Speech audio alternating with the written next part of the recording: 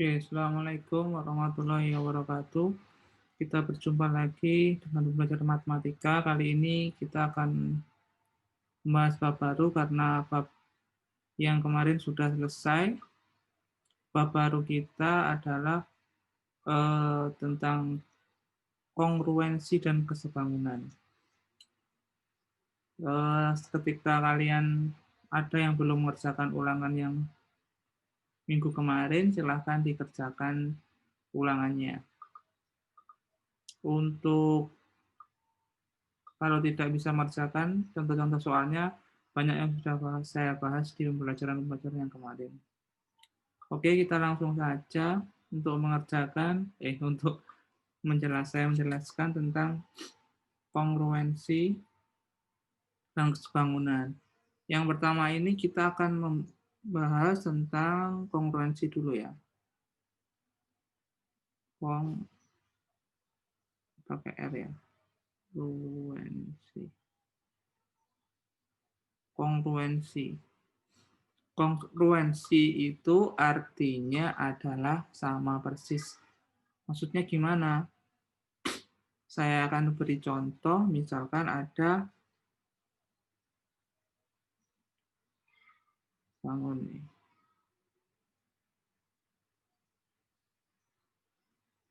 Nah, ini ada bangun lagi yang anggap aja sama ya, walaupun tidak begitu sama.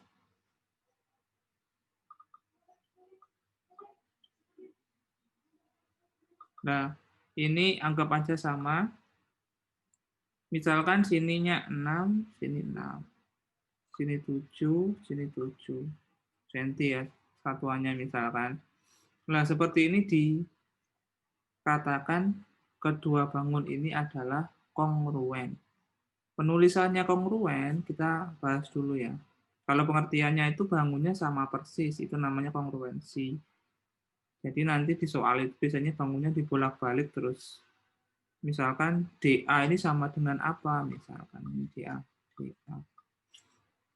Oke, kongruensi ini berarti persegi panjang ABCD itu kongruen dengan segitiga DEF. Nah, tanda yang seperti ini dinamakan kongruen. Pada C-nya ya. Kongruen. Nah, tanda ini tanda kongruen. Kongruen itu sama persis, itu dinyatakan untuk suatu benda. Ya, kongruen sama persis. Oke, saya akan beri beberapa contoh bentuk yang kongruen.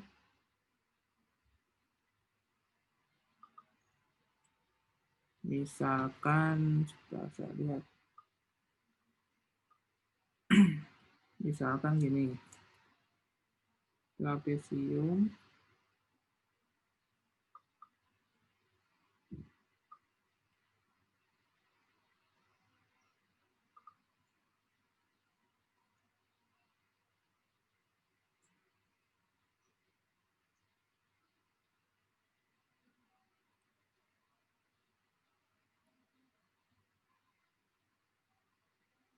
misalkan dua trapesium ini adalah kongruen.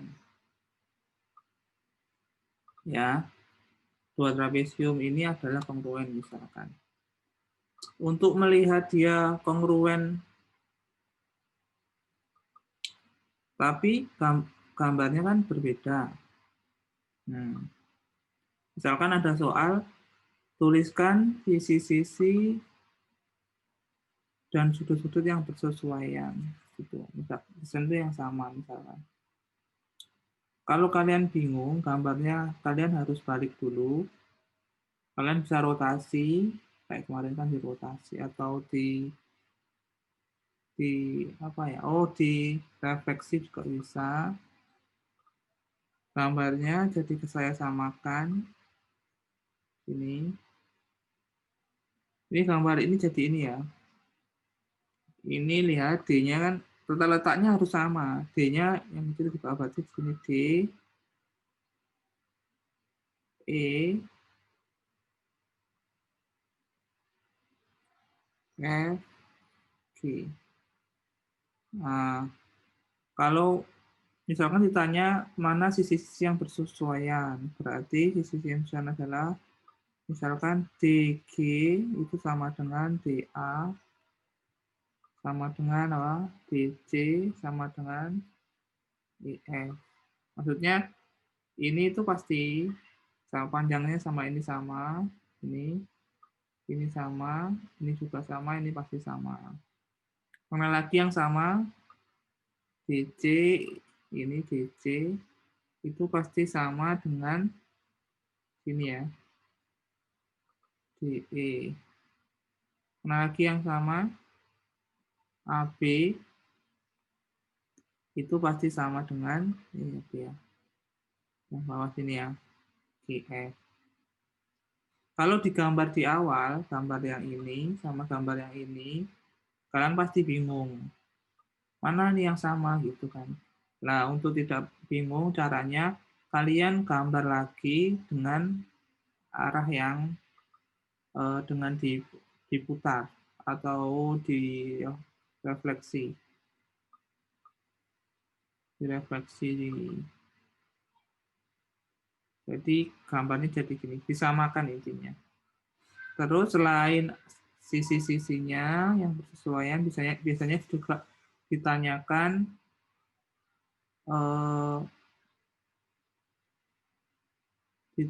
juga tentang sudut-sudutnya. Sudutnya bersesuaian yang mana saja. Kalau dari gambar berarti sudut A itu sama dengan sudut G, sudut D sama dengan sudut D, dan seterusnya ya. Jadi misalkan sini sama dengan sini, sini sama dengan sini. Itu ya. Biasanya ditanyakan seperti ini soalnya. Sudut yang bersesuaian itu yang mana saja misalkan. Seperti itu. Saya kasih contoh satu lagi.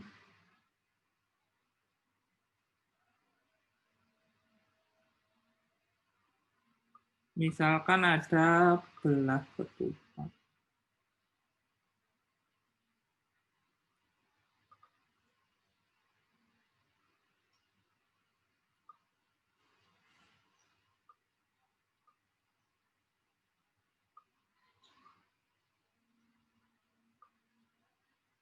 Anggap aja ini kongruen ya.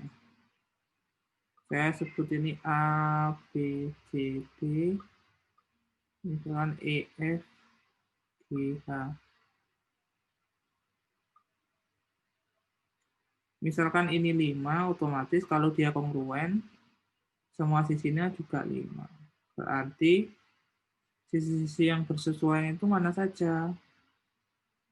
AD sama dengan EH. AB sama dengan EF. BC sama dengan FG. Jadi tempatnya misalkan sini sama sini. Dan seterusnya ya.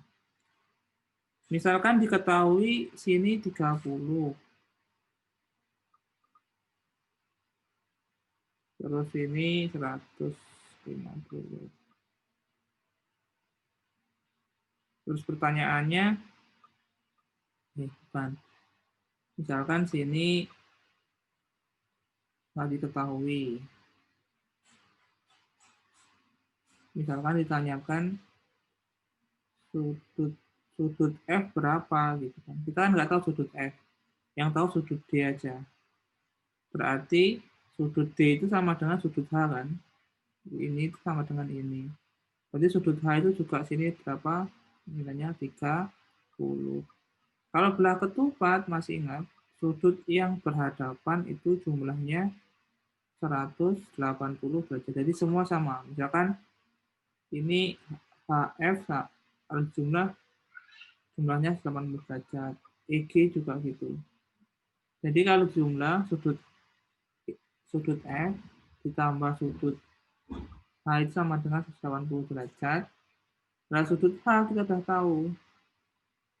Ini plus ya. Sudut H kita sudah tahu 30. Nah, kalau nyari sudut F, berarti 180 dikurangi 30. Karena apa? Kenapa? Ini dipindah ruas jadi ini. Sudut F jawabannya adalah 150. Berarti sini 150. Ini juga 150. Sama, sudut A ditambah sudut C itu sama sama. Misalkan sini 75 juga, otomatis ini juga sama 75. Itu ya caranya ya. Kalau sini 75 berarti sini berapa? Misalkan A 75 nih. C berapa? Ya tinggal dikurangi, pindah ruas. Sudut C sama dengan 180 dikurangi 75 sama dengan berapa? 5, 7,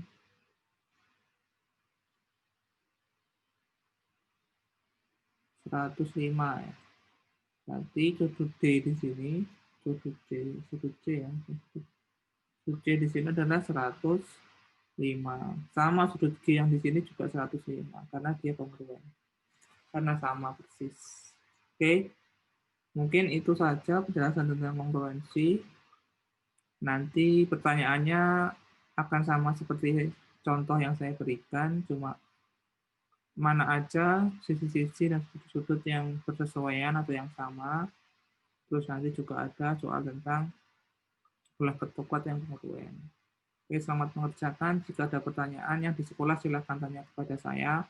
Kalau saya nggak ada di atas silahkan ke bawah untuk tanya, dan yang online silahkan WA seperti biasa kalau ada pertanyaan. Oke, sekian. Assalamualaikum warahmatullahi wabarakatuh.